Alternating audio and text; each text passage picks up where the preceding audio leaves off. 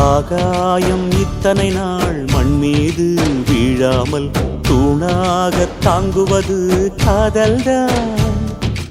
ஆண்டாண்டு காலங்கள் பூலோகம் பூக்க அழகான காரணமே காதல்தான். பஞ்சபூதங்கள் யாவும் காதலின் அடிமை, நாட்கள் 7 காதலின் கிழமை, 9 கோள்களும் காதலை சுற்றி வரும். மரம் ஏற ஏணியை தந்தால் மலையில் ஏறி கொடியேற்றும், குண்டூசி கையில் தந்தால் கிணறே தோண்டிவிடும். வெறுங்கல்லை வைரக்கல்லாய் காதல் பார்வை மாற்றிவிடும், வெந்நீரில் விட்டால் கூட காதல் மீன் நீந்தும்.